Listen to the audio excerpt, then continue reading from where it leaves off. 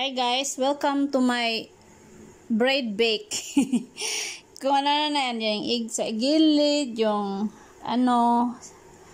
flour, tapos yung brown sugar, cinnamon, salt, baking powder, tapos nilagyan ko siya ng kanang na ay skim milk, tapos nagpakulo pa ako ng tubig para sa kanyang yes, tapos lagyan ko siya ng evaporated milk and condensed. Ito yung lutong yama-yama guys. So nag-additional pala ako guys ng vinegar. Kasi yung vinegar guys, yun yung preservatives ko. Kasi hindi ko yan maubos ng isang kainan yung isang plate ng bread. Yan, tinunaw ko sa mainit na tubig yung butter. Minimix-mix ko na guys. Ihabol ko na lang yung butter. Kasi mas maganda yung butter maya-maya pag natunaw. By the way guys, gusto ko pala pag gumawa ako ng bread, medyo maraming gatas or tubig kasi ayoko yung dry.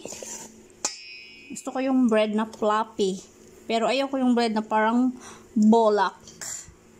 Bow. Ready to cook na guys. O, tingnan nyo guys kung gaano ka soft yung bread ko.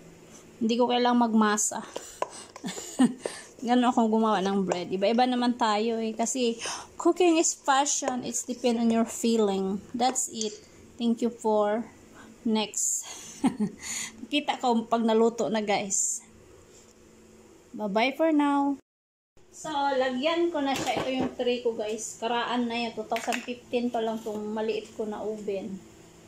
Eh, kung ano lang kasing ingredients sa ref ko guys, yun lang lagay ko.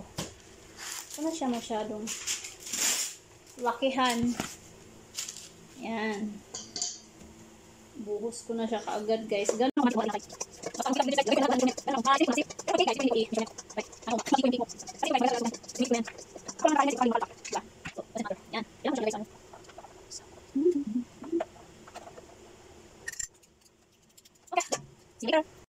Ayan guys, ready na ang aking bread. Let's eat.